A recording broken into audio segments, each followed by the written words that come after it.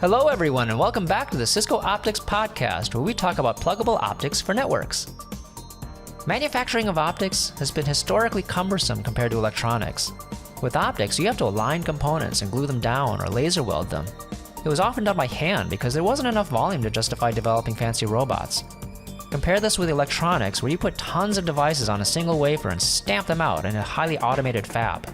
After years of effort, we finally have a way to stamp out optics too. It's called silicon photonics. The beauty is that we didn't have to reinvent the wheel. It leverages the existing CMOS infrastructure that was already there. This is episode 19, and we conclude a conversation with Ron Horan. Ron joined Cisco through the Luxtera acquisition in 2019. Luxtera was spun out of Caltech by a group of professors and students and was known for its groundbreaking approach to silicon photonics. In this episode, we get into alternative packaging of optics for the future. Ron attended the University of Texas at San Antonio for both his bachelor's and master's degrees. His master's thesis topic, entitled Synthetic Vision Landing Aid System, was patented as the first GPS-based aircraft landing aid. From 1994 to 1999, while at Compaq, he earned 15 patent awards. In 2001, he joined Broadcom Corporation, where he managed field applications engineering for the compute segment team, ran program management in the networking BU, and was a senior director of sales and strategic account manager covering the Hewlett-Packard worldwide account.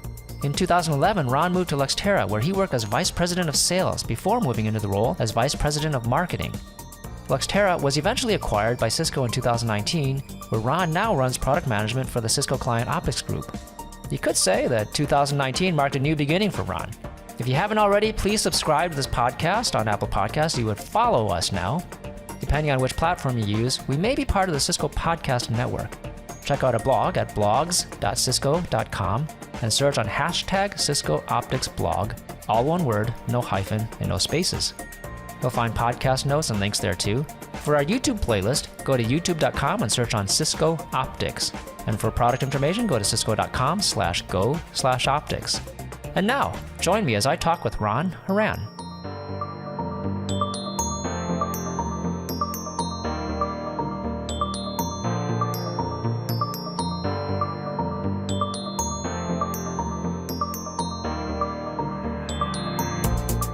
Yeah, all this stuff that's needed to get that optics module to work standalone. The other issue is power.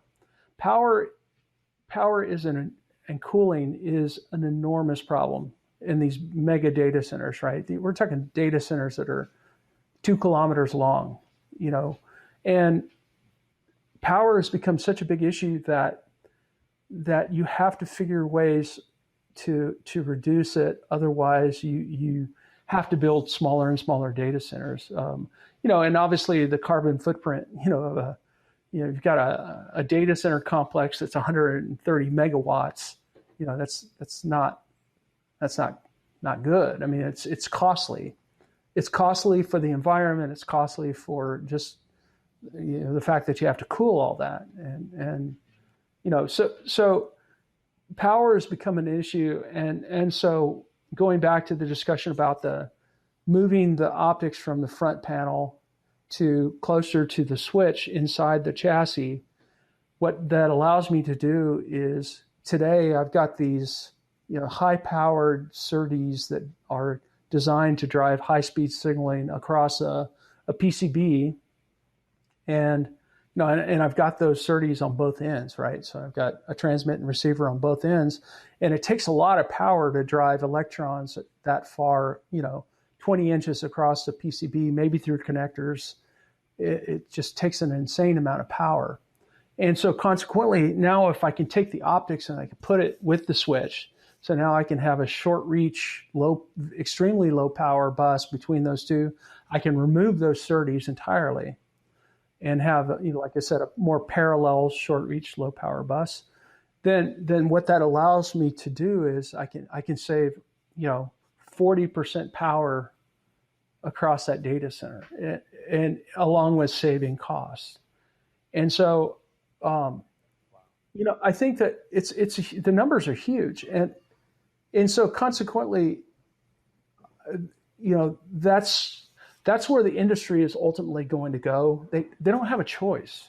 And so consequently, it's going to move that direction. It's already kind of started there.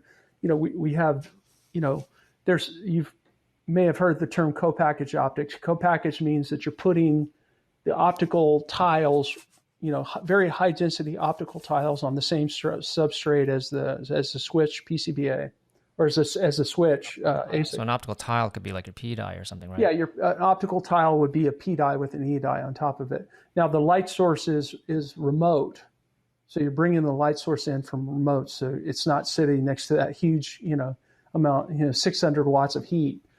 On the other hand, the problem with co-packaged optics is I think it's going to take some time.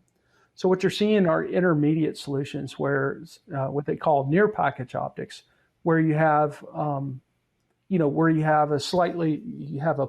pluggable optics module that basically plugs to the substrate for the CPU or the switch chip. And it's pluggable, but not front panel pluggable, is it? Right. It's pluggable onto the substrate of the switch ASIC. It's not on the front panel. And then what you do is inside the chassis, you have fiber routing to the front panel to get the signaling out. And so you're probably going to see very, very high density. They call it near package optics. It's kind of an interim step before you get to co-package optics, which co-package optics is kind of nirvana. Near package optics is an interim step that saves you power. It's not as much power, but the technical risks, and all of the challenges associated with co-package optics are much more diminished. It also gives supply chain, flexibility to the web customers, risk mitigation, and so on. So, sorry, the difference between co-package optics and near package optics is that one has a remote light source? Well, both of them will have a remote light source. The difference between co-package and near package is that co-package, literally, you're effectively soldering down, an optical tile, very high density optical tile, next to the switch ASIC. Near package optics is I have a little connector, and I'm actually putting a connector. I'm connectorizing it so that I can put the same high density tiles next to the switch ASIC, but it's pluggable. It's pluggable onto the substrate of the switch ASIC, and so that's because it's pluggable. You have a choice of vendors, and it gives you supply chain flexibility, which is what the customer wants, right? They don't want to be. The problem with co-package is it's kind of proprietary. I would say it's quasi proprietary, so they're pretty. They don't have the flexibility to have multiple vendors or switch vendors, that they can change out. So, if you go back to the discussion about EMLs versus silicon photonics, you can't really do that with an EML. And so, if you just if you look to play long ball, then what you find is that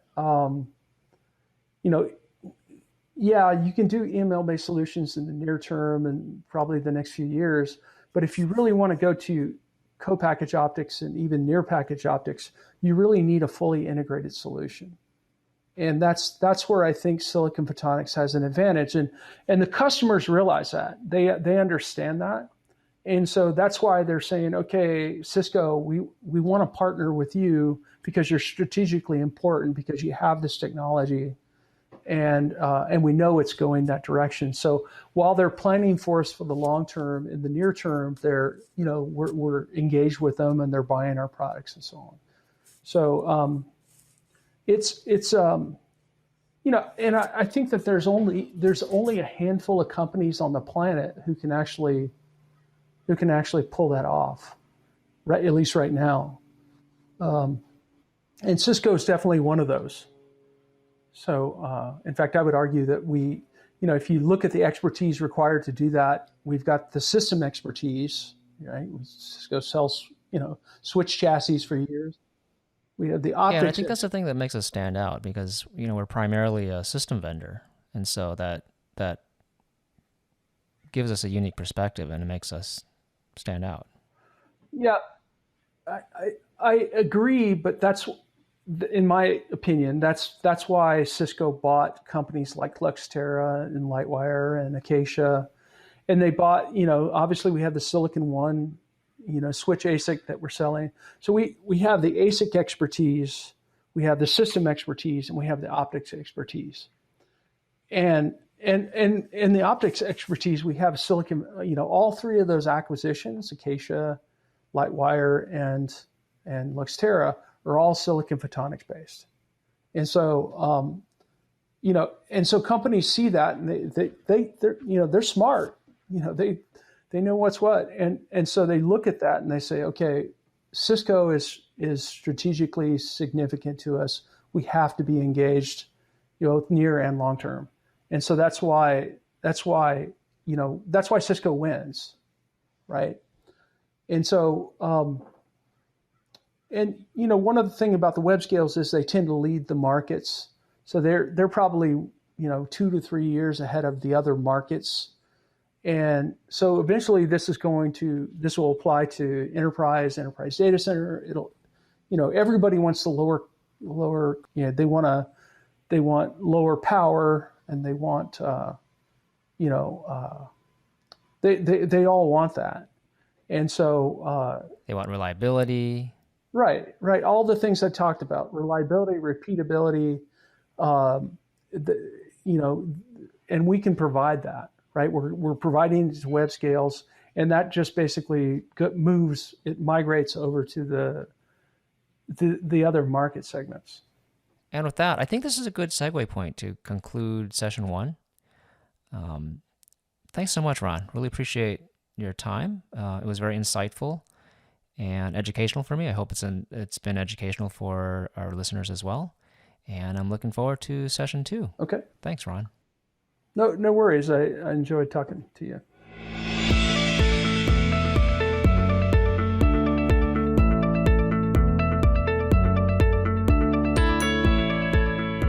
That was the final part of my conversation with Ron Horan. We're actually planning a second one. Subscribe to this podcast, and we'd really appreciate you helping to get the word out. Share this with friends and colleagues that come to mind when you think of network technology and optics, and leave a review on Apple Podcast. We're also on all the other major podcast platforms. You may see the Cisco Podcast Network come up when you search for Cisco Optics Podcast. That's where we live, and you can find other great podcasts there too. Also, check out the Cisco Optics blog at blogs.cisco.com and search on hashtag Cisco Optics blog, no spaces and no hyphens. We also have educational videos on YouTube. Just go to youtube.com and search on Cisco Optics. Thank you for listening. This is Pat Chow, Product Manager at Cisco Optics. Until next time.